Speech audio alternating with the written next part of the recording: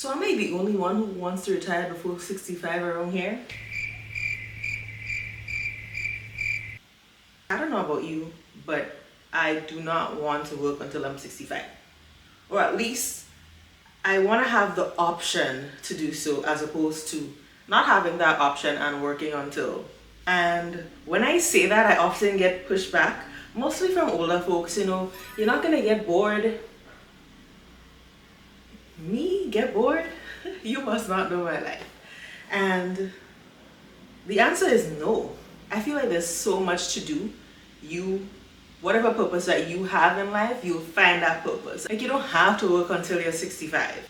I will find things to do to make my life meaningful. But have you ever wondered how much you need to retire?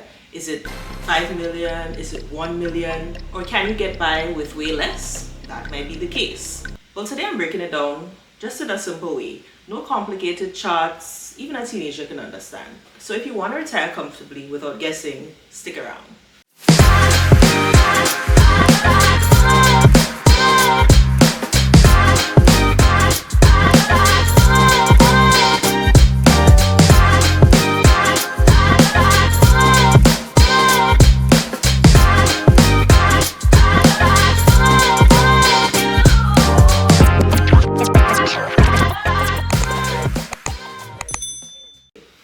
So let's get straight to it. The basic formula for figuring out how much money you need to retire is called the 25x rule. It's super simple. Take your yearly expenses and multiply that by 25. That's it. That's your retirement number.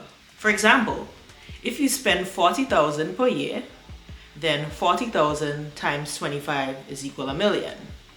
That means you'll need about 1 million saved to retire comfortably and live off your investments. You might ask, because I did, why multiply by 25? Think of it this way. If you have a pile of money, you don't want to spend it all at once. You want to take out a little each year so it lasts. Experts say a safe amount to withdraw each year is 4% of your total savings.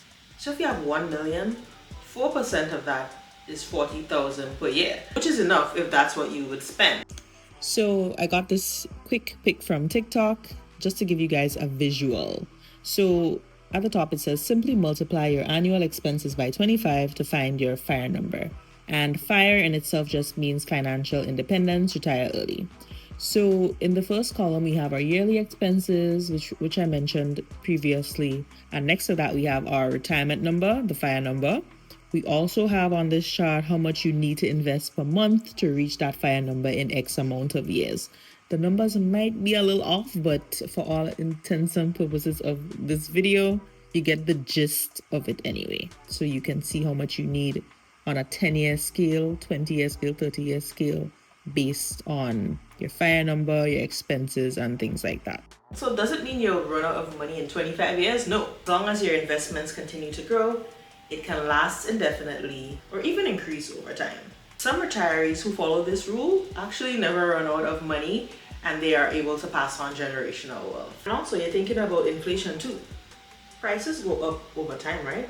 That's why investing is so important. If you just save your money in a bank account, inflation would just eat that away. If you invest in stocks, ETFs, real estate, your money grows and it beats inflation. Personal thoughts about the 25x rule. I think it's a great starting point in the sense of, okay, you asking yourself, how much do I need to retire? Take that 25x rule with a grain of salt. Keep in mind that the 25x rule is based on an estimate of the amount that you can withdraw from your portfolio. For that reason, it does have limits as to how precise it is. This rule does not factor in other sources of income, like pensions, rental properties, social security checks, side hustles, or other income. To be fair, it's a start. So I'm gonna link a retirement calculator for you guys to just check it out. And don't feel discouraged. We all have a lot of work to do. I think it's a really good starting point because some people are just like, I wanna retire, but they have no vision. They have no clear-cut goal. They have no idea what that number looks like at all. No starting point, no estimate, nothing, but it really is math at the end of the day. Math that might be a bit broad, but definitely the start of a path for you having this mindset moving forward. So lock in.